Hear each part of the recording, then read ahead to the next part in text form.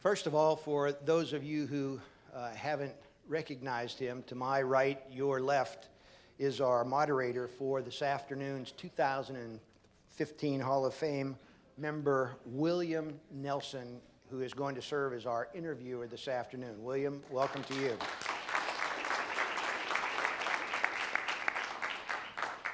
I should have mentioned at the outset of our first session that the reason we somewhat physically inconvenienced the group this afternoon by putting you at tables in the round was for those of you who have been to our past sessions where we've had auditorium seating with just the chairs, that represented a real challenge to the staff because they had to get all those chairs moved out or moved around. They had to bring in all the tables, get them set up, et cetera, et cetera, et cetera. And it really took away from their efficiency and effectiveness. It also added to the drinking time next door, which was to my disadvantage as the moderator this evening. So we hopefully haven't inconvenienced you too much. Let me introduce you to three folks who have, without question, made significant contributions over their careers and lifetime so far to our cooperative community. First, I want to introduce you to Dennis Bowling, Dennis Johnson, and Dennis Nemhart. Kidding, kidding, kidding. It's not Dennis. You know very well Jessica Gordon Nemhart. So these are our three inductees tonight.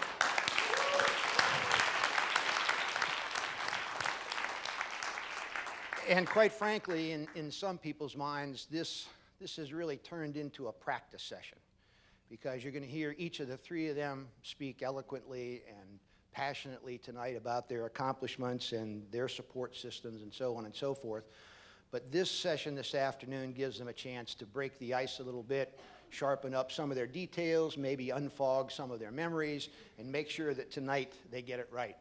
So, William, I turn this squad over to you. Jessica, welcome. Dennis, welcome. Thank you.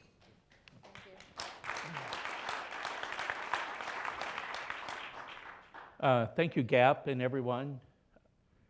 Just so if anybody wonders how I'm doing great. This is my first public appearance from after having retired from CHS after 20 years. So I thought we'd start out talking about me for a while.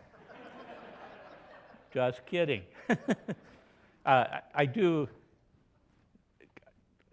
This is not about retirement, this thing. It's really about not only lifetime achievement of what you've done, but doing beyond it. But I did think of a couple of things. Ben Franklin, who's one of the early inductees, once said that many men or women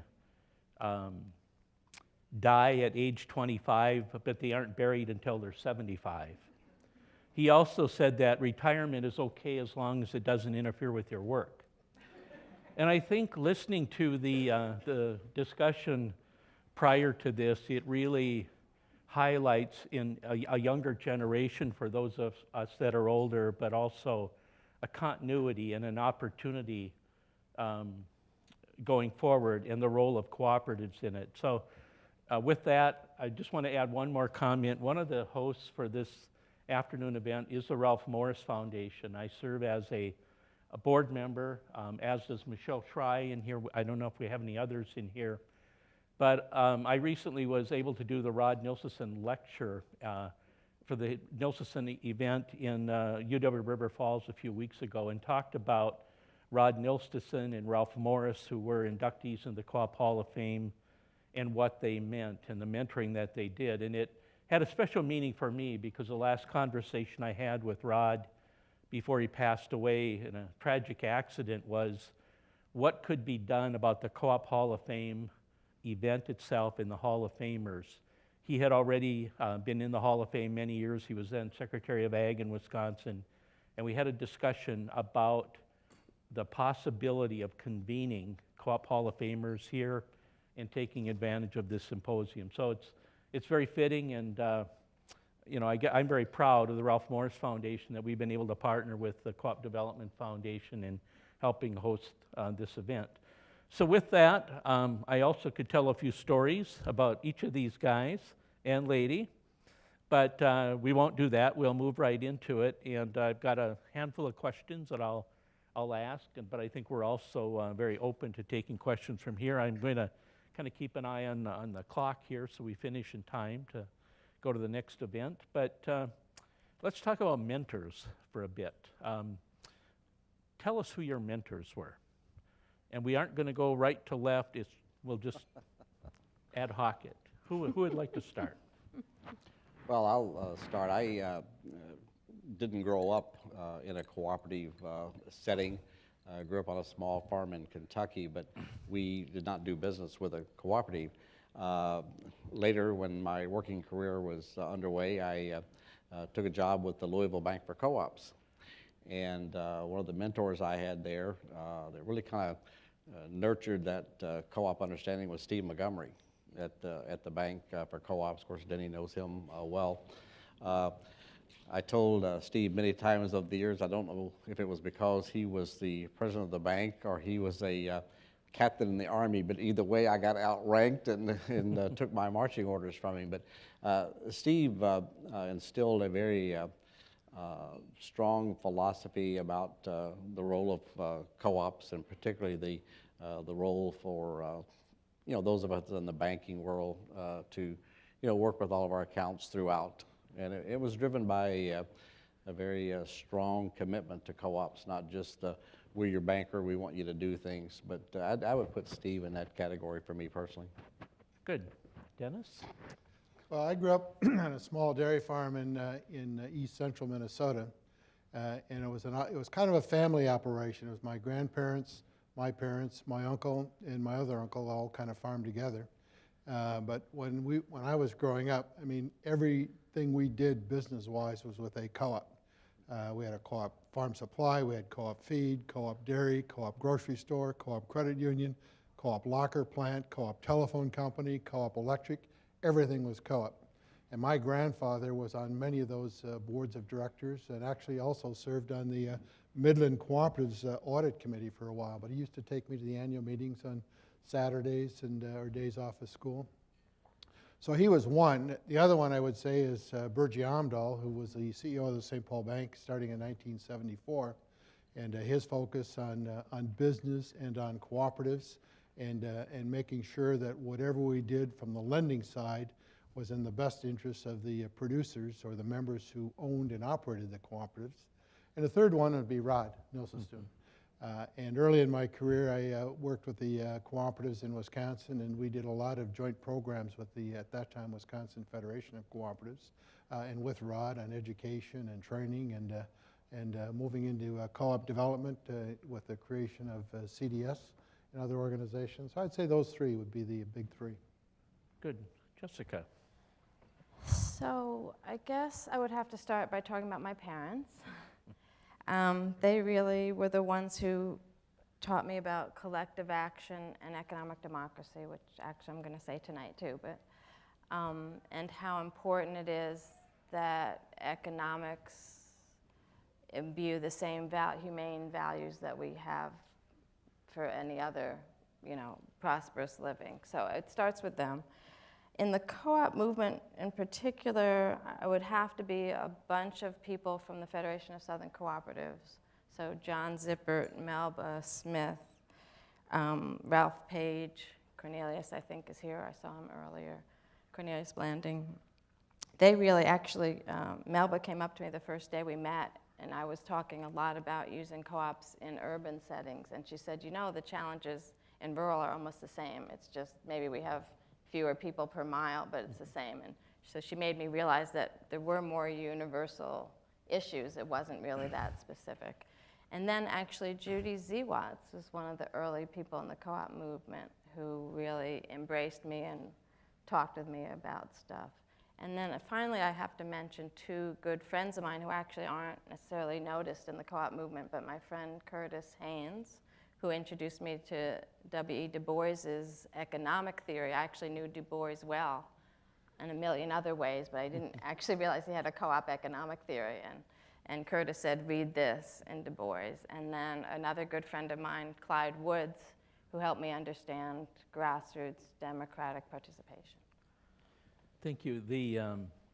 There's been some publicity out already about your induction and the video we'll all get to see tonight, videos of each, and I'm not sure if any of you, how much you've seen of that. So, assuming they don't have all that background yet, could each of you comment a little bit about what you're most proud of in terms of your careers and positions that you held? Are there some things that you would really feel like stood out in which you made a difference? I would say there's probably two in my case.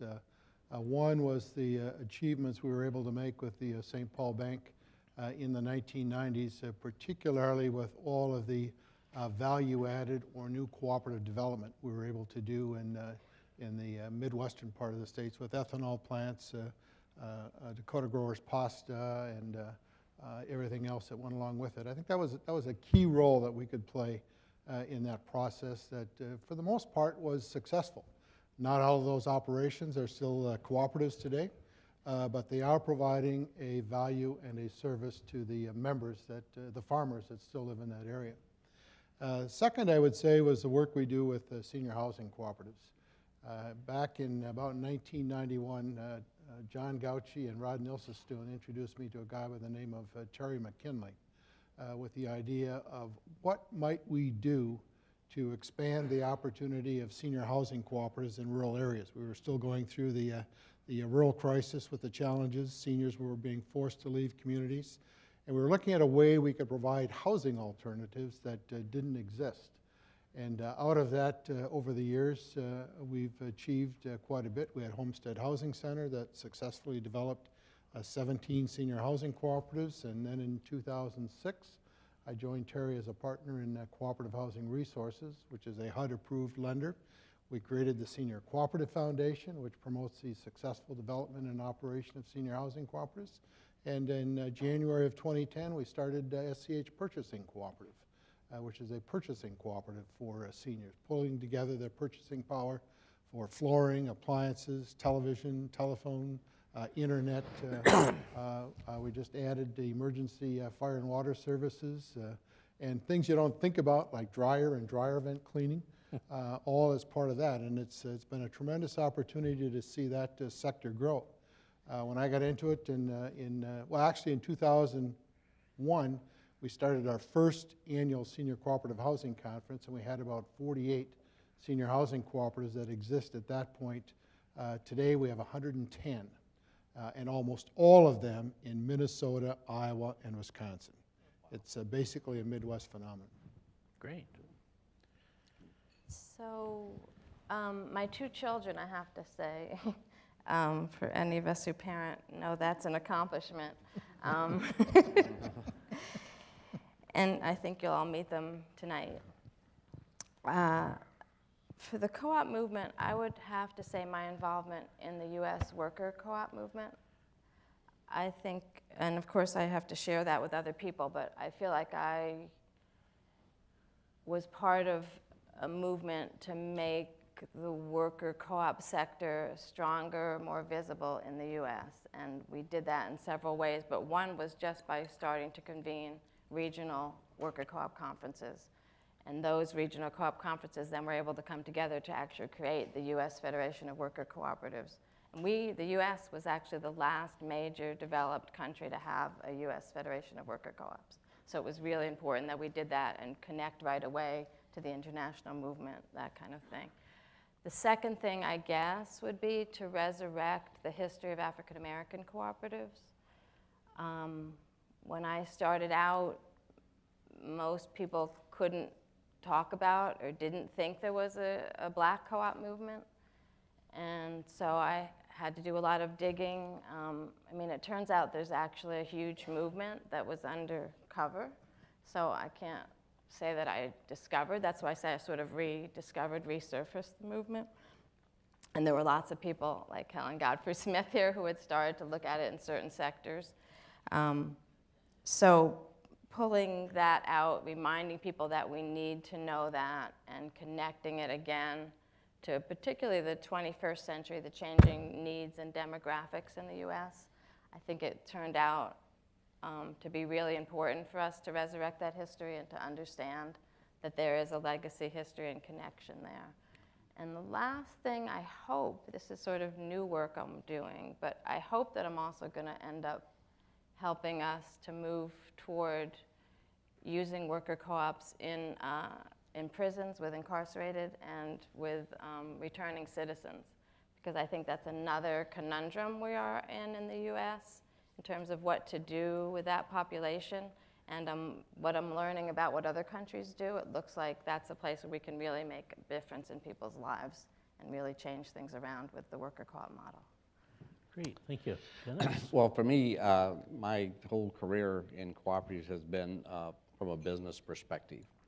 And while there's lots of tangents of issues and things you can become involved in, things that came to my mind when you posed that question, first would go back to the Bank for Co-op days. I began my employment there in the early 80s when ag co-ops, elevators were under a lot of stress. The particular loan group that I was involved in, we actually liquidated 5 companies in one summer. We kind of had a mobile call your loan group that went out because it was that intense. The economy was that severe. But during that time frame, I was able to kind of kindle a passion for teaching, and you could very clearly see that in many of those stress situations, you had cooperative boards and cooperative managers who simply were not skilled at their jobs. They were elected, they were thrust into being on a board of directors, but in many cases, as the old saying goes, they were in over their head. So the economy was really pounding on them, and just the sheer, what do we do? They were good business people in their own right. They were running their own farm operations, but so the opportunity to get involved in some director training where you could see the results later as those things materialized. And that led me into continuing with that role in director training. I had a passion for teaching, but I, many years ago, intended to teach high school biology. And in many cases, I've had people ask me, well, gee, what would you have done differently? And for me, I've always said if I could have done a different career, I would have stayed in teaching. Of course, nowadays, my 10-year-old is learning what I had in college, so not sure I could have kept up. But the teaching element, to me, is just so intertwined and such a strong sentiment when you see people as a result of how they've been touched through that. It becomes very meaningful if that's your passion. And then lastly, I think the thing that I feel very good about was during my time while I was at UPI, we went through a pretty major stressful situation, big legal challenge, and to help guide our company through that. Because you come face to face with the reality that the person in my chair has the responsibility, and again, it's a humbling responsibility, but you have the responsibility for people's livelihood. The easiest thing, would have been done to just say, well, we're done, let's close the doors and move on. But our objective, and it wasn't me, is obviously lots and lots of people, as Jessica just alluded to, that's involved in those things. But being able to work through that and to see the co-op being supported by the members stayed with us. They through all of that, but that was phenomenally rewarding. And to see the employees, but you come face to face with those realities in your career, and when you survive those realities, that gets to be pretty meaningful. My next question actually follows from that, but I think I'm going to give you a moment to think about it a bit more, and I'm going to come back to Dennis. The question really is, what about failures? What have you learned from things that didn't go well? And Dennis, Johnson here, one that I'll call out to you was you mentioned the value-added co-ops. Coming from the Midwest and agriculture, I got to witness a lot of that too, and I think if you were just measuring how many of them there are today, et cetera, you would miss the point. There were a lot of really exciting things happen, and again, this came out of the 80s when things really were very dire. But in terms of, I'm not necessarily talking about personal failures or anything like that, but challenges or things that didn't work out, what have you learned from it? What might we all learn from it? I think I have two examples. That's one, where we did, during that period of time, work with a number of producers and other cooperative members to create the value-added opportunities for processing corn and soybeans and wheat into value-added and improving the income of the farmers, but also improving the economic well-being of the community with additional jobs, employment, et cetera. And as I said, not all of those are cooperatives today, but in that process, those facilities are still there, they're still operating. It was one way to get those projects started, to get those production facilities, processing facilities there to continue to provide the service to the community and to the farmers. The other would be Homestead Housing Center, which was an idea that out of the work that Terry McKinley did with Rod and John Gauchi and myself.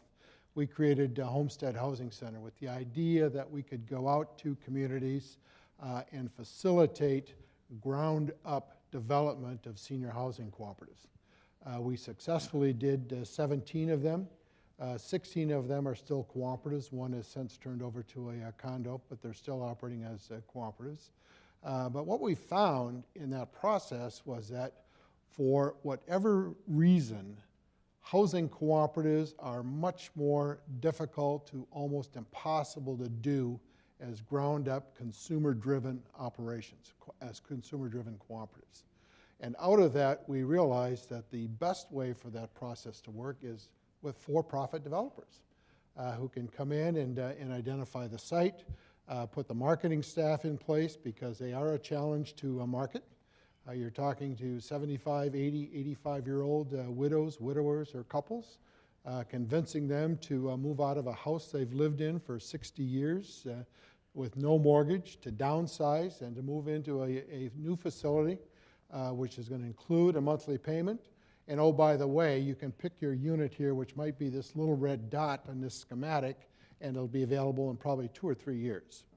And so it's an extensive marketing practice, and that's exactly what we found with Homestead, is that that is the key to successful development of senior housing cooperatives, and for-profit developers can do that better than ground up. Very good. Jessica? In my research, in fact, I've been saying this a lot, so I love the question. I think that I tried not to use the word failure in the book, though. I looked at it the other day, and I do have the word in there a little bit. But, and the reason why I said I tried not to use the word failure is because most of the time, as you guys have already said, it was really the process and the effort and the learning that mattered. It wasn't so much whether the co-op itself lasted 20 years or 10 years or 5 years, even though sometimes that was also important. But when I went to the history, as I said, first no one could tell me the history, but then when I started to find history and histories and some things written about it, one of the first problems was almost all the stories were written about failure, that the co-op didn't last 20 years, it only lasted 18, that the co-op only lasted 5 years, that the co-op had this problem, the co-op had that problem. And I was a little distressed. But the more I read about it, a couple things came out. The first one was that unfortunately, a lot of the failures were because of sabotage, white supremacist violence, competitors who didn't want this experiment to work for people to see it. And so often, even though the story was told we failed, it was really they sabotaged us, but we still felt like we failed because we should have been able to overcome that sabotage or whatever. So that was part of it, just to tell the story that what really caused the failure was because the land rent was raised on you, because the banks wouldn't give you a line of credit, because there's a Milwaukee taxi cab in the 70s. They were the only group that went into the black community, but the insurance companies didn't like it and skyrocketed their premiums, so they couldn't stay in business, right? So that's not real failure, but yet the story is told as failure. The second piece is that, as we know, those of us in co-ops, putting together a co-op, doing a co-op is such a learning process. People develop skills, different kinds of leadership, how to work together, social capital, human capital get built. So even if that one co-op or that one enterprise doesn't work or doesn't last a long time, all the other pieces, all the things that were learned, all the skills that were built go on. People go on and do other things. Sometimes it's another co-op, sometimes it's a better project, sometimes it's a bigger deal, sometimes it's something. But anyway, but no one leaves that process less, right? Yeah. People have made some money, sometimes they even earned some interest out of it. They've gained all these skills, leadership. They often can either take other jobs or start a new co-op, et cetera. Now I'm repeating myself, but you get the idea. So making sure we tell the story about the process and the learning, I think, is also really important. And then the final thing is we know that co-ops solve problems. And so looking at, sometimes they solve the problem, and so it didn't need to continue. Because there's a co-op in the 1860s in Baltimore. Actually, it lasted 18 years, but when Du Bois writes about it, he says it was a failure because they didn't last longer, right? But by the time the co-op ended, they had integrated the Stevedore and Caulkers unions in Maryland. All 200 employees got jobs in the other existing shipyards. They had shown how a black business could thrive, and et cetera, et cetera. So when you actually add up the things that did get accomplished, it's much less than the one thing that didn't happen. Well, a couple of things that came to my mind in the question, and it can't help but be somewhat personal because that's who we are. But as I've looked back over my working career, I've lamented the fact that, and our board chairman, my former board chairman is here, so he'll appreciate me saying this now, is that I never felt like we made enough money. And and there's lots of reasons why you could debate, how much to make and so forth. But it was not so much how much we made, it kept us from doing some other pretty important things. And I was really interested in your comment about how you made certain priorities into your articles and kind of your planks. I lament the fact that we never, under my tenure, were able to devote enough time, energy, and resources to the next generation of farmers.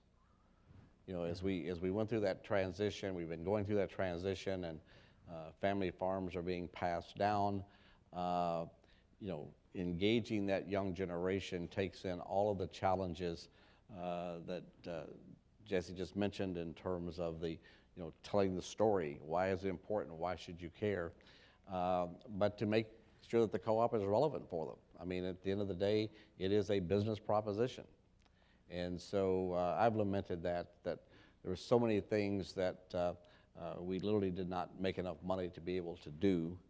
And I'd put that in the failure column, but it's a lifetime sort of thing. And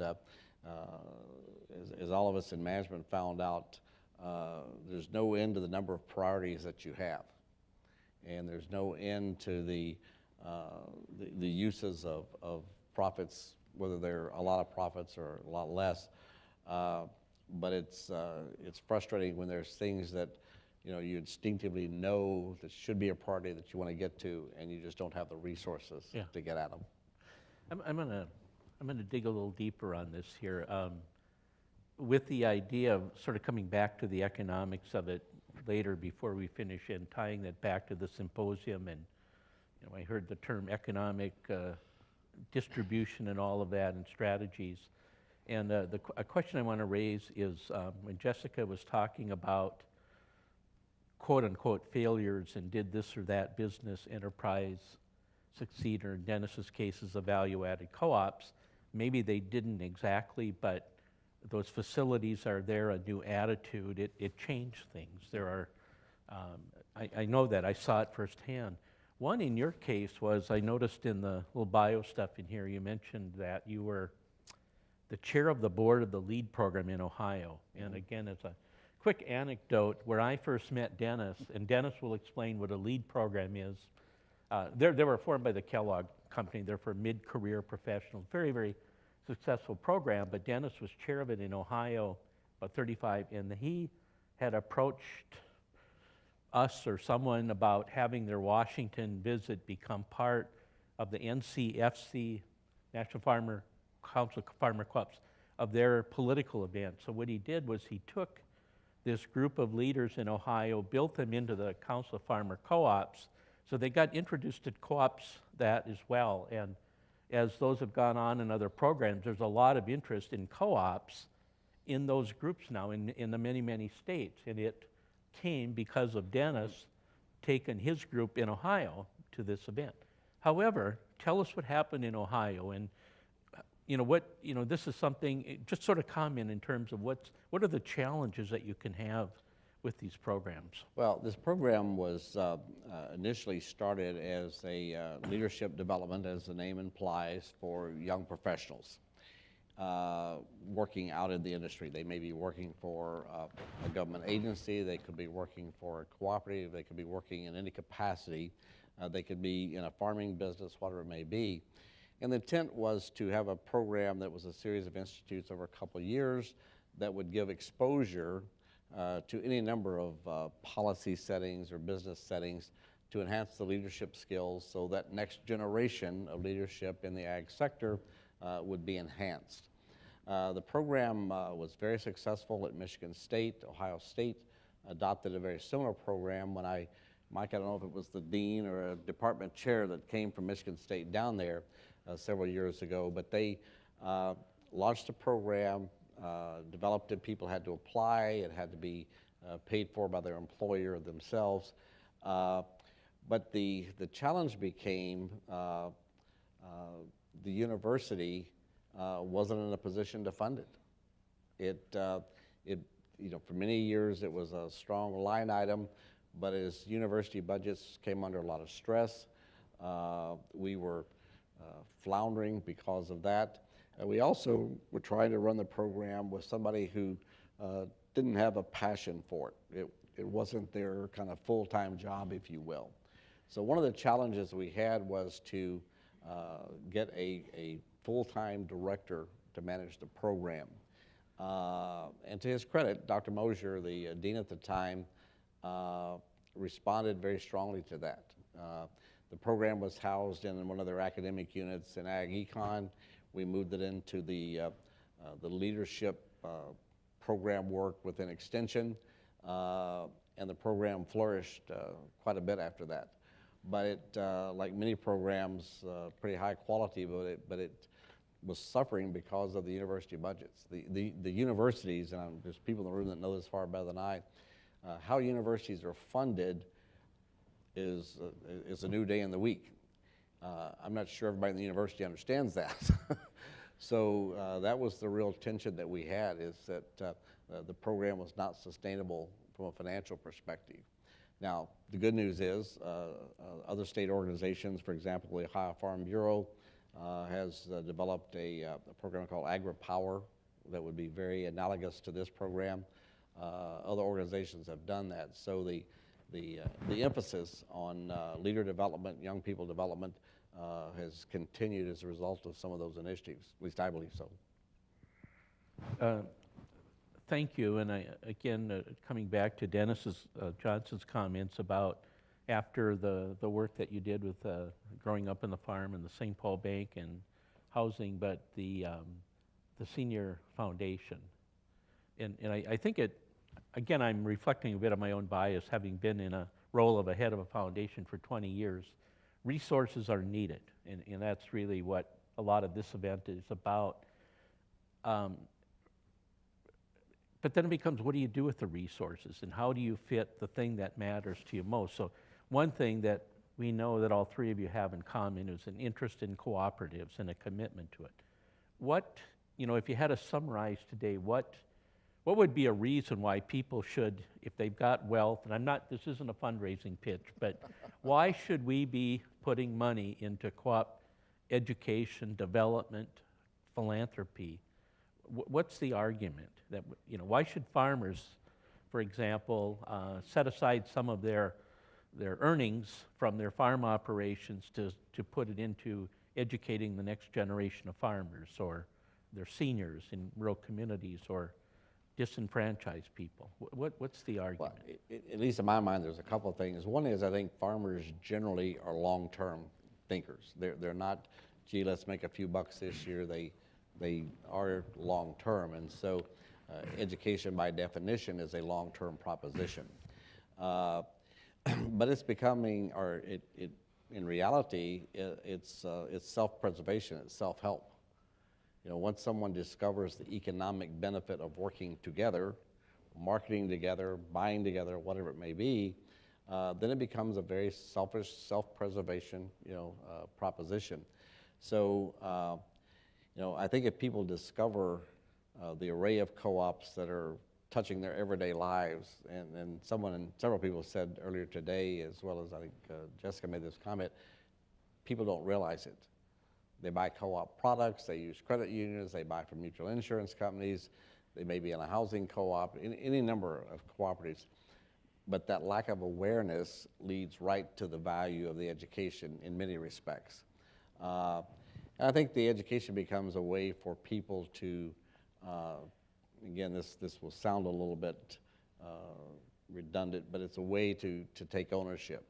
If there's something about something that's mine that I'm involved in, I've taken ownership of, and I see the fruits of my labors. I see that, and you follow the money. You see what people, you can find out what they think is important by what they write their checks for.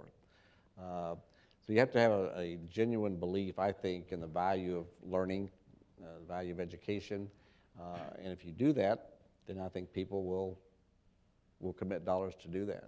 But fundamentally, it can be very much of a selfish motivation that, you help yourself by, supporting those activities that are delivered via the co-op model.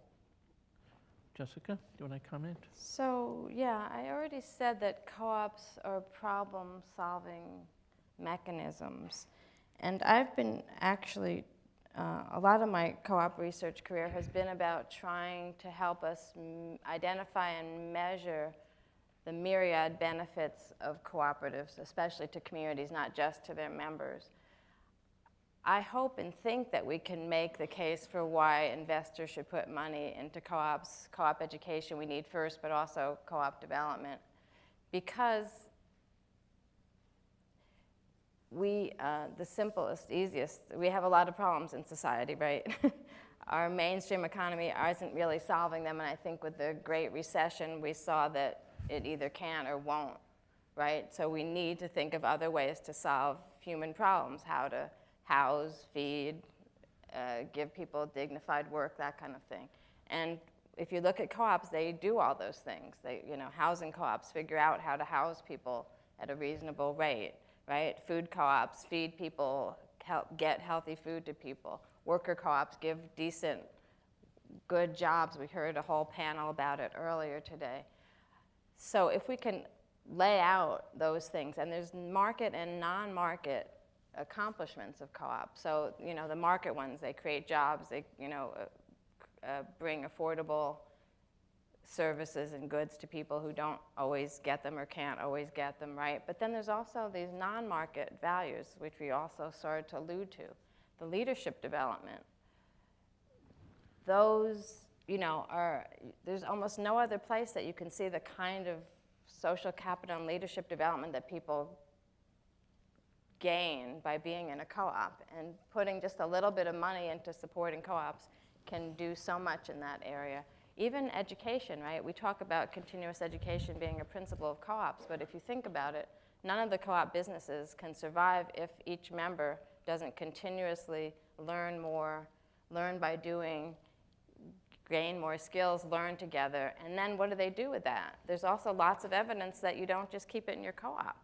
You become more civically engaged, you become involved with your PTA, you get involved in other organizations, you create other organizations, you have more skills to do other things. So all these spillovers, I think, are really priceless. And if we can really package that and show how much we gain, both on the, as I said, on the market, labor and market side, but also just on the human development side, I think we could put together and should be able to put together a good case.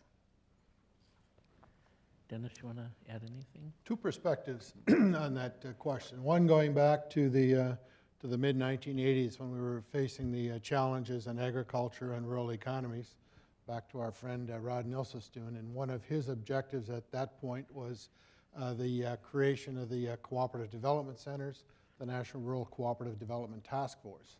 And the objective of that focus was we no longer had the historic resources to help farmers and rural economies with economic development and specifically cooperative development. The Extension Service had pretty well dropped out of having those resources available. So in 1986, we created what today is known as Cooperative Development Services, a vehicle to provide or to be a resource for not only existing cooperatives, but also new groups of individuals looking at ways they could promote economic development or create cooperatives in their area. Out of that came the National Rural Cooperative Development Task Force, and we were successful in raising funding and getting congressional approval. And today that program receives funding through the Rural Development Grant Program. Again, a way for groups of individuals to have resources to find out what it is they can do, what they can't do, or how to do it, whether it's in agriculture, whether it's in food co-ops, whatever it might be. On my latest career path with senior housing cooperatives through the Senior Cooperative Foundation, one of the focuses we have with the foundation is education. We spend a lot of time working with city councils, economic development commissions, and others explaining what a senior housing cooperative is all about, how they work, why they work, and what's critical to that work.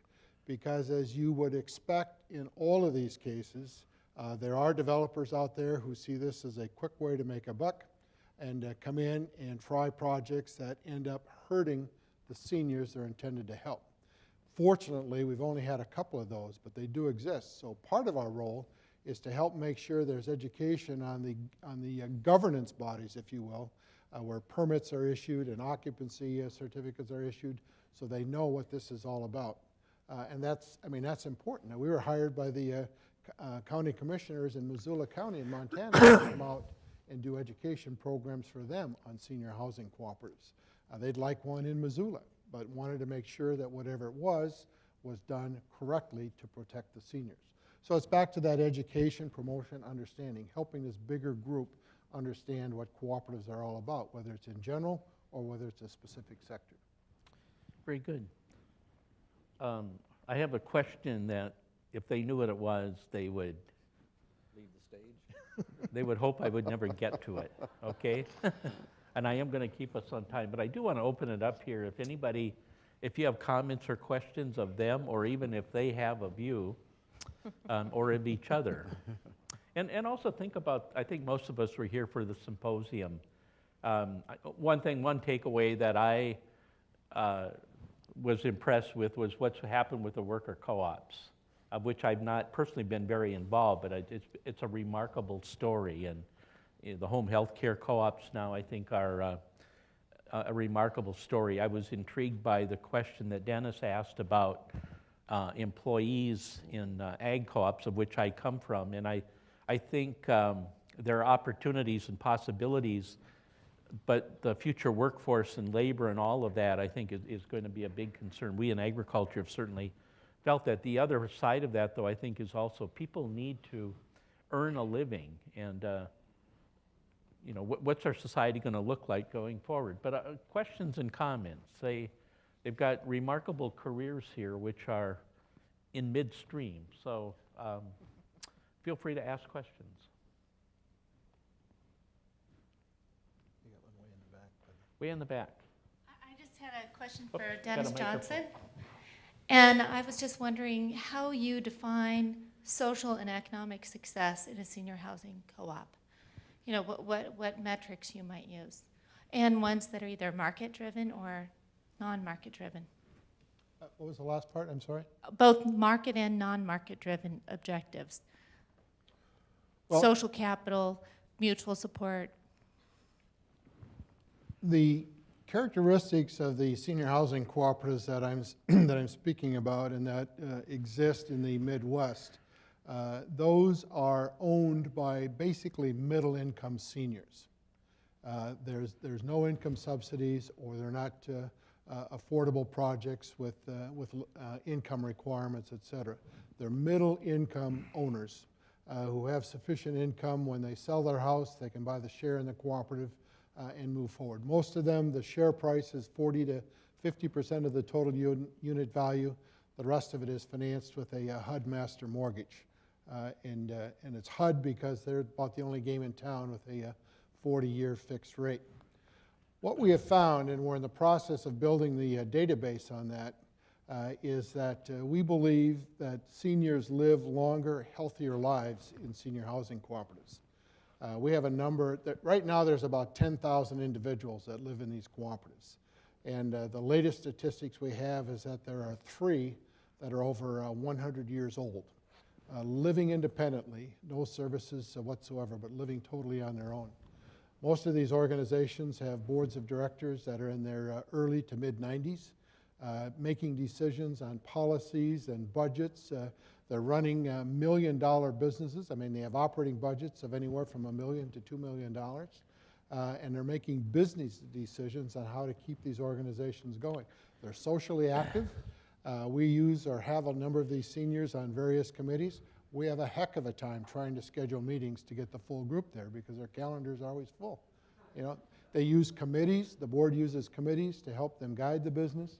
And in all of these cases, I think one of the interesting components in all of these cases, in all of these co-ops, part of their annual or their monthly charge is a deposit into the general operating reserve and the replacement reserve. So they're committed to building or having the resources there that when it comes time to replace the appliances or the flooring or whatever, there's no member assessments, they have the money available. And in many cases, that money is going in today, but by the time that's going to be used, they probably will not be there. And in most cases, that's not an issue. It's the success of the co-op that they're interested in. Does that answer your question? Yes, Great. Anyone else? Over here. Oh, hold on just a second there. Leslie's got a mic. I'll start with Jessica Gordon Emhart, but for all of you, do you see in your efforts cooperation among cooperatives? Is the worker member of one worker co-op becoming the customer for the other worker co-op? And is there a spread of that, or how is that happening? So yes and no. Yes, it's happening, and of course there could be more and should be more. We actually heard in the earlier panel starting to think about how to interface, right? The worker co-op having its accounts with the credit union. In fact, I did some credit union research, and I tried to make the case for how the credit unions could really support worker co-ops more, but then we found out that some credit unions can only give, 11% or 20% of commercial, it's now 20? 10, oh, sorry. I can't even read. 10% of their business can be commercial, right? So then there's a problem. They need a waiver or something. So there's some reasons to look into this more in terms of changing policy, right? We need some policy changes for what some co-ops can do and some can't. But the notion also of a co-op commonwealth where there's all these interlocking co-ops, which a lot of more European and other countries are doing now, is also really important, where we can think of supply chains, co-op supplying each other, co-ops buying from each other, co-ops supporting each other. You work in a worker co-op, you live in a housing co-op, you shop at a food co-op, you bank at the credit union, et cetera. We don't have enough of that, but I think we're beginning to see that as a place where we want to go. And as I said, once we get over some of the policy hurdles, I think we can make it possible to do it even better. I might just comment, my observation about cooperation amongst cooperatives. In the ag sector, I think there's phenomenal cooperation. In many cases, we're direct competitors at the business level, but I think across the board, people very genuinely have that innate camaraderie in the fact that we're all cooperatives, that we have common visions, common kind of philosophies, both personal and business. I do think, I really haven't seen cooperatives availing themselves of relationships with other types of cooperatives. Now, obviously, the ag co-ops and many other co-ops have major funding relationships with a co-bank or other elements of the farm credit system, so there's natural affinity there. But as far as engaging around other types of co-ops, at least my observation is there's not that much of it. The ag folks tend to be a little bit isolated in that regard. Now, you know, there's questions in terms of, well, how are you going to work in tandem with a rural electric or a credit union? But I think the earlier panel made that point that is a spirit of entrepreneurship. Find the solutions, find ways to do that, be very intentional about ways to you know, kind of put your money where your mouth is. If you're going to be a cooperative, you ought to do those things. And I feel strongly that way about education. If you're going to be a co-op, then you're inherently ought to be the ones telling the story. You know, if you aren't promoting education and interacting with other cooperatives, well, who's going to do that? So I think that cooperation amongst cooperation is certainly very much positive, I think, in the ag sector, but I think ag could do a lot more across the board in that regard. The senior housing cooperatives we work with, of those 110, I think there's only 5 that do not have cooperative in their name. And one of the interesting comments and questions and concerns we get from those members often is, why don't other cooperatives have cooperative in their name? We had a couple of food co-ops in the Twin Cities area that in the last 3 or 4 years changed their name, dropped the word cooperative. They couldn't understand that. They were very upset about that, those co-ops doing that. Most of the senior housing co-ops are big supporters of food co-ops. They're members of food co-ops. They buy from food co-ops. And in the last probably 18 to 24 months, they've become much more interested in establishing financial banking relationships with credit unions. In fact, we're looking at some special programs through credit unions that they'll be able to offer the senior housing cooperative. So there's a big focus in that area. The other broader general area is that because that housing sector is so strong in Minnesota, the Cooperative Network, which is the trade association for cooperatives in Minnesota and Wisconsin, has 1 seat on their board of directors for a member of the senior housing cooperatives. And so in this case, this person is always promoting senior housing cooperatives at their board meetings and other events. He's made sure that if they're meeting in Rochester or if they're meeting in St. Paul, that part of their agenda is a tour of a senior housing cooperative in those areas. So they're doing more of that in Minnesota on all sector side, but particularly food co-ops and credit unions. Yeah, I just want to add something about financing that your comments reminded me of. I don't think we do as good a job of getting the richer sectors of the co-op world to finance the poorer sectors of the co-op world. So, you know, getting the ag co-op sector to fund more credit unions or worker co-ops or that kind of thing. You know, the growing interest, especially in worker co-ops, but I think food co-ops too, is for low income, low wealth people. And so they obviously need, you know, capitalization is an issue. So figuring out how within the movement, but across sectors, we could put more money into some of those and help support at least the startup and sometimes the expansion of those, I think is really important. We started to look at that. One of the groups I work with, Grassroots Economic Organizing Newsletter, we had put together a conference to look at how to do financing from within the movement. But it is still a challenge, and I think it's something that we should look at more closely of how to pull those monies to be used better. Maybe one more question and then we'll start to wrap up. Or 2, okay? Sarah and then over here. Hi, I'm just wondering, in your experiences, what has been the most impactful cooperative education experience that you've either been a part of or that you've witnessed, or if you're still waiting to be wowed, what do you think is the biggest need?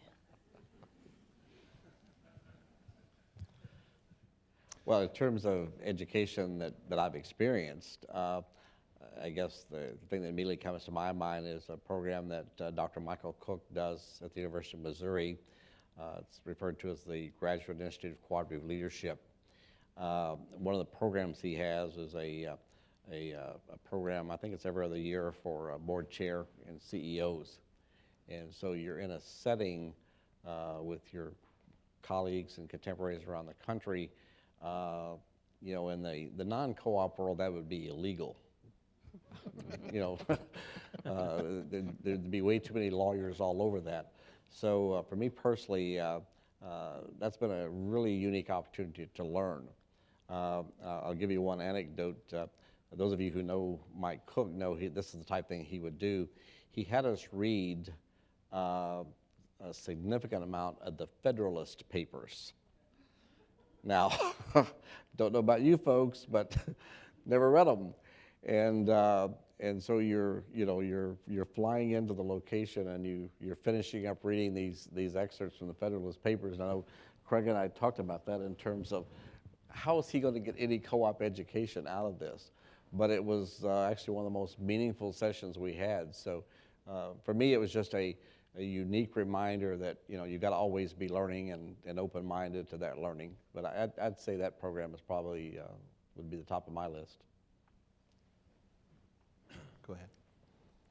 So, Sarah, it's funny you would ask that because one of my best things is the ACE Institute, the Association of Cooperative Educators Institute. I'm on the board, so I'll be transparent. But partly I'm on the board because when I went to my first institute, I was wowed by the study tours and the ways we could all learn together by going to other co-ops and asking questions and that kind of thing. And I've always loved the institute. So I would say that format has one that's worked for me.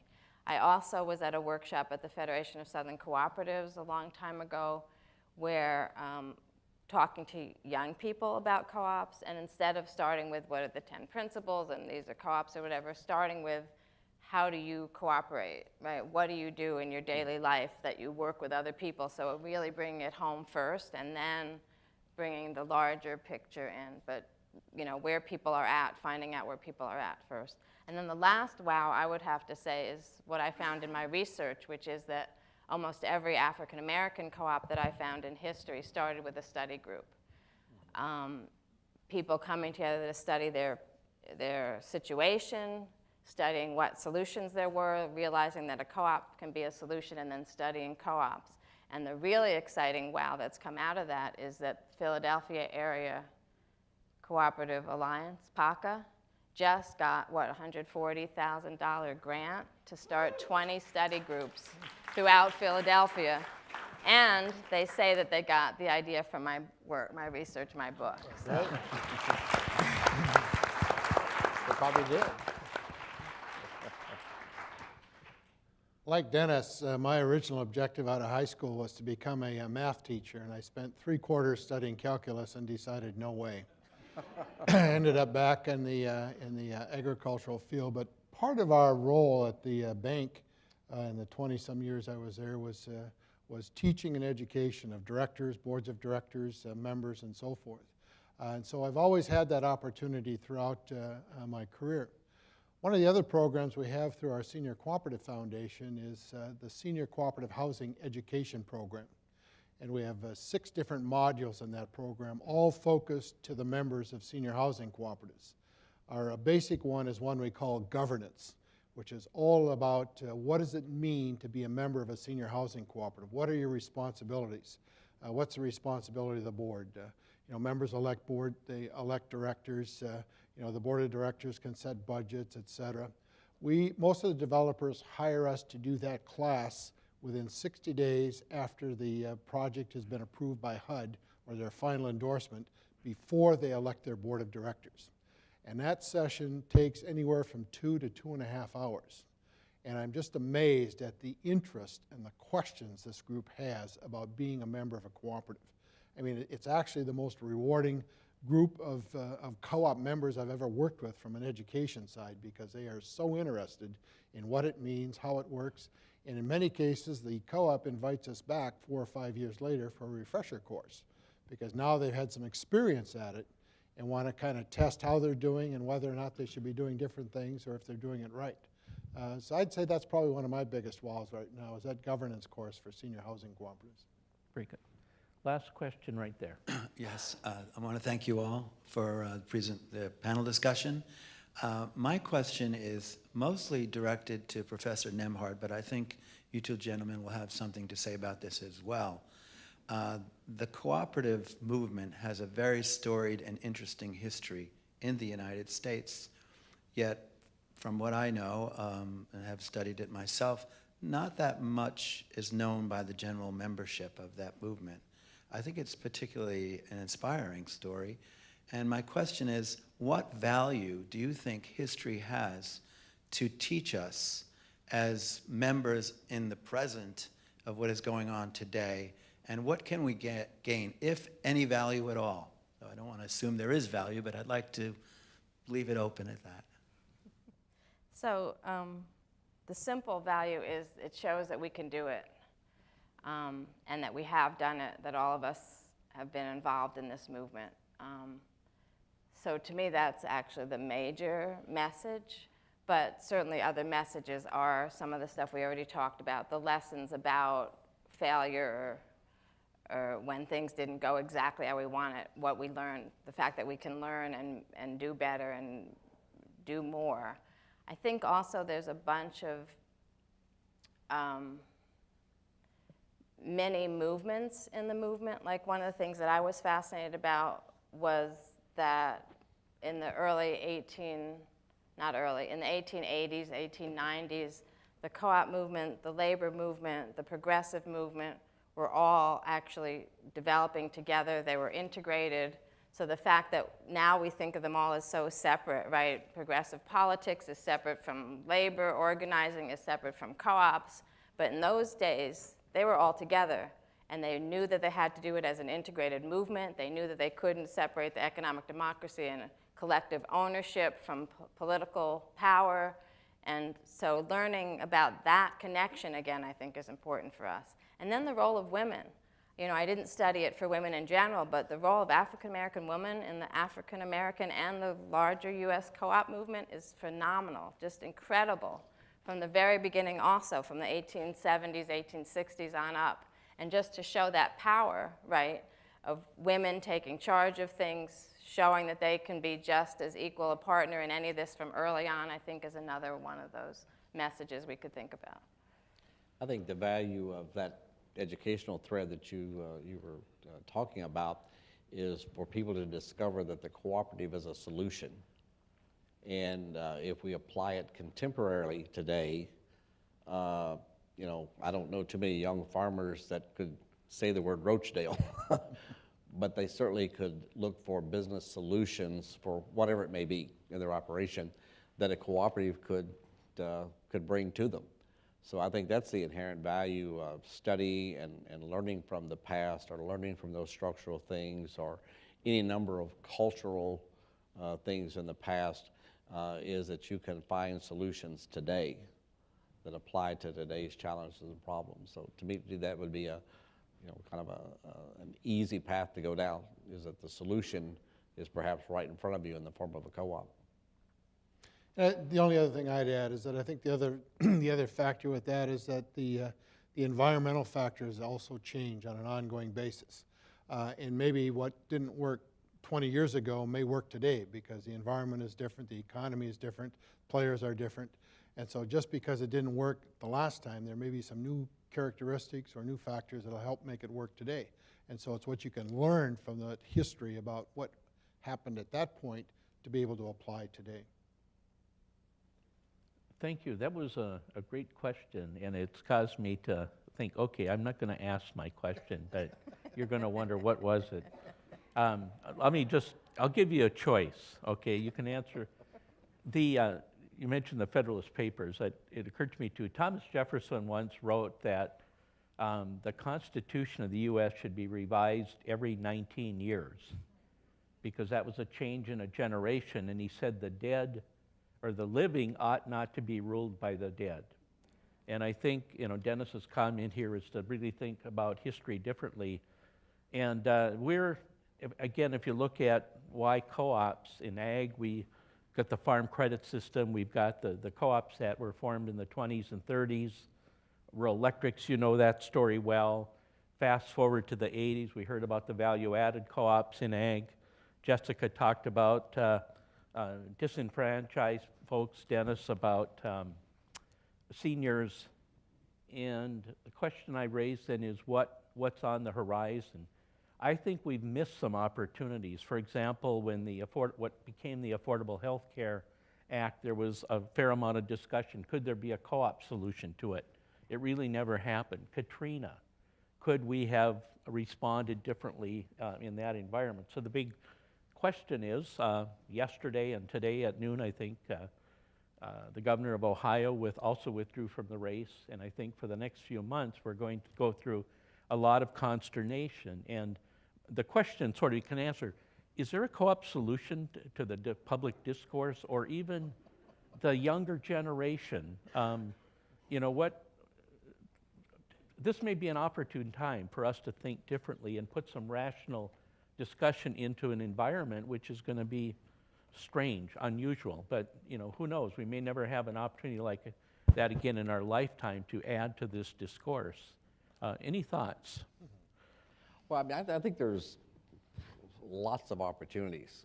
You know, I think people that are within cooperatives, I think we have to be vigilant and look for those opportunities. I recently met with a professor in the College of Business at Ohio State, The Ohio State University. And this individual had been in business his entire life. He's teaching a course in sustainability, which is a, you know, kind of an in vogue topic, if you will, in a lot of settings. And I asked about having, if he had any cooperatives involved in his course.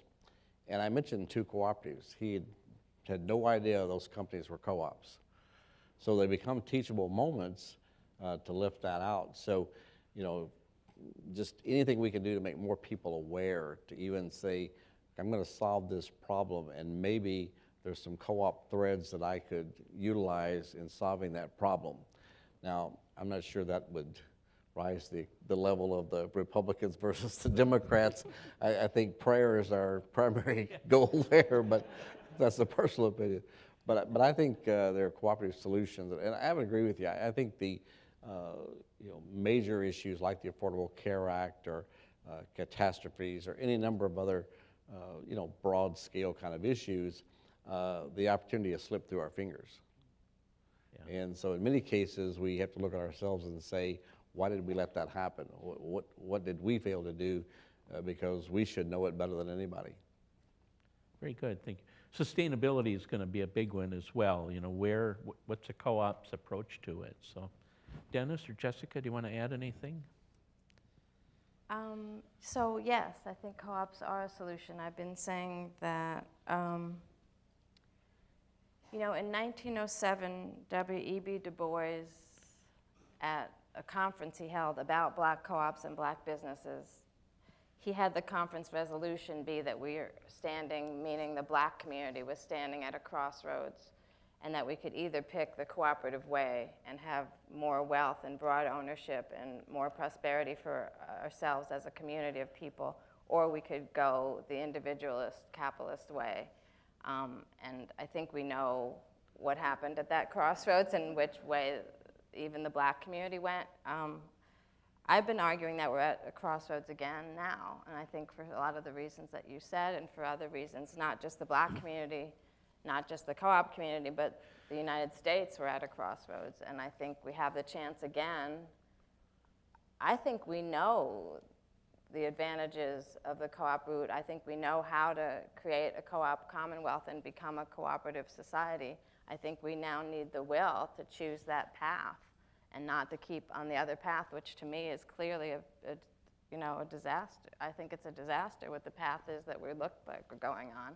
So if we can figure out how to convince people that the co-op route is actually the right choice, I think we should be getting people on that path, and I hope that we can. Thank you. Dennis? I would agree. And I think almost any issue you want to look at, there is a cooperative solution. I think one of the challenges we often have with that is we look at that cooperative solution having to be something that lives on in perpetuity forever. And it may be that we need a cooperative solution that exists for 3 years or 5 years, and then it moves on to something else. Some of the projects CDS is working on in community economic development and revitalizing some of these areas where there's fewer employment opportunities. A cooperative solution is a part of that that cooperative may not be there for 10, 15, 20 years, but for that initial 5, 6, 7, 8 years, it's key to getting that going again, back to the value-added idea. And I think that's one of our challenges, is we often look for something to be a long-term solution in perpetuity, and that's not necessarily always the case. Great, thank you. Folks, let's thank them for their